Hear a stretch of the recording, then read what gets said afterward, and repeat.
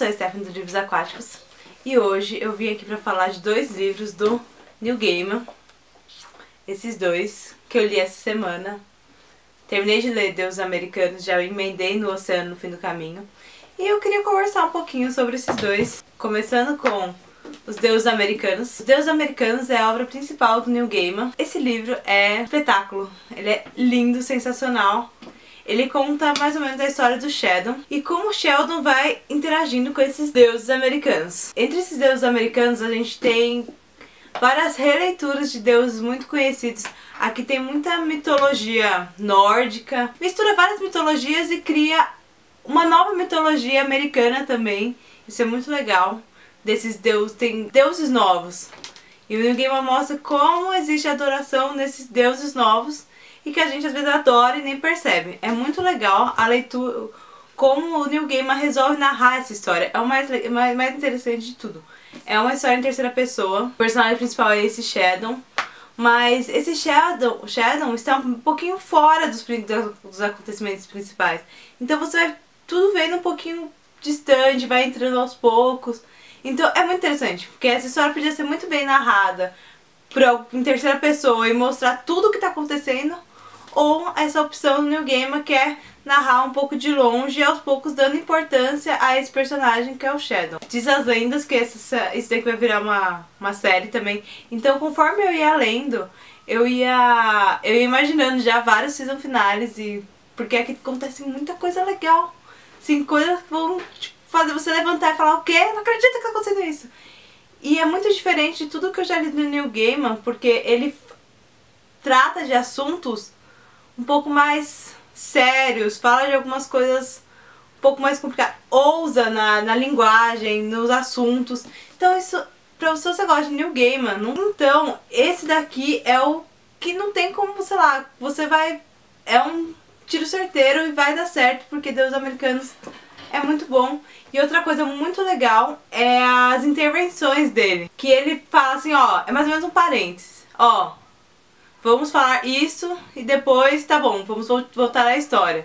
Vamos falar sobre como deuses não existem, mas isso aconteceu dessa forma, entendeu?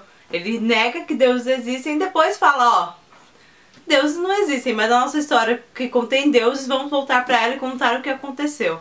O último ponto que eu queria comentar é que alguns capítulos são divididos em duas formas, mais ou menos. A gente tem um capítulo, sempre no começo do capítulo tem algum trecho, né, eu acho que é epígrafe, não. Então, tem essa epígrafe, aí tem o capítulo normal que a gente vê o que tá acontecendo com o Sheldon, e às vezes ele volta pra contar uma história de como alguns deuses chegaram, ou alguma coisa que tá acontecendo em outro lado de New York que não envolve o Sheldon. Então é uma história muito envolvente, você vai se envolvendo por todos os lados, e mesmo assim você não tá se envolvendo, e tem vários plot twists que você... Sabe, aquilo que você se surpreende, você, não acredito que pode estar acontecendo isso. E está, porque o Neil Gaiman é incrível e faz isso. Tem o livro Filhos de Anansi também. Volta um dos personagens super divertidos aí e acontece uma história só com ele. Eu não li ainda, eu pensei em emendar ele, mas eu falei, gostei muito desse universo pra acabar com ele de uma vez. E hoje de manhã eu lembrei que o Sérgio tinha comentado comigo que tem um conto aqui no Coisas Frágeis. É o último conto, que se chama O Monarca do Vale, que é um conto de deuses americanos. Quando eu li Coisas Frágeis, foi um dos contos que eu achei mais chatos do universo. E eu tava vendo aqui que tem o Coisas Frágeis, tem uma apresentação que o Neil Gaiman vai contando um pouco de cada conto aqui presente. E eu tava vendo aqui na apresentação do Coisas Frágeis sobre esse conto, eu não sei se ele aconteceu 2 anos depois dos acontecimentos do finais dos Deuses Americanos, ou se ele foi escrito 2 anos depois, mas é alguma coisa assim que conta. Eu não li ainda, porque ele volta no... Ele tem um personagem muito legal aqui, e eu vou esperar sentir mais saudade dele pra voltar aqui nesse conto, O Monarca do Vale. Então já que eu gostei tanto de Deuses Americanos, que eu quis emendar outra coisa do Gaiman. Como eu sempre falo, a escrita de alguns escritores viciam. Então eu já tava ali muito feliz com Deuses Americanos, falei, vou ler alguma outra coisa do Neil Gaiman. Então eu peguei O Oceano no Fim do Caminho. O Oceano no Fim do Caminho é uma história linda. Sério, teve muita gente que não gostou, então minhas expectativas com esse livro estavam meio baixas, mas ao mesmo tempo. E eu amei esse livro, sério. O Oceano no Fim do Caminho conta a história de um menino. Começa com ele adulto, ele tá num enterro, alguma celebração desse tipo. Alguém faleceu, ele tá indo pra um velório, alguma coisa assim. E é na cidade que ele voltou, que ele era criança.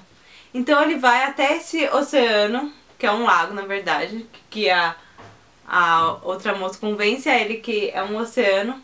E na frente desse lago, barra oceano, ele começa a relembrar todas as experiências de quando ele tinha 7 anos. E quando ele tinha 7 anos, ele era viciado por livros, lia a Crônica de Nárnia, muita mitologia, muita coisa. E ele vai contando pra gente algumas experiências de quando ele tinha 7 anos. A princípio, isso parece ser muito autobiográfico, mas depois ele vai entrando no mundo de fantasias, sim, que no meu caso, sim, eu li alguns posts, alguns vídeos, vi sobre o Oceano no Fim do Caminho, e todo mundo falava que começa a pensar que é a imaginação do menino. No meu caso, eu fui muito convencida por ele. Na hora que ele falou a primeira coisa fantástica, eu falei, tá bom, tá acontecendo. Beleza, sabe? Você tá no mundo real e aconteceu isso.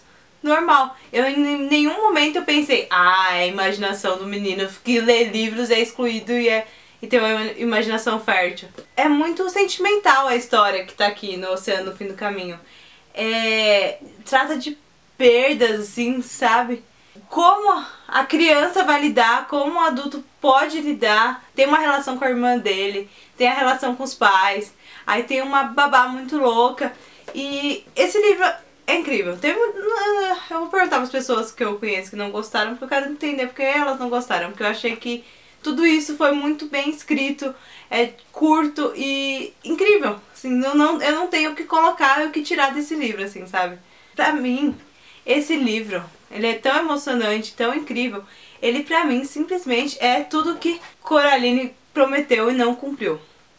Eu sinceramente não gosto de Coraline.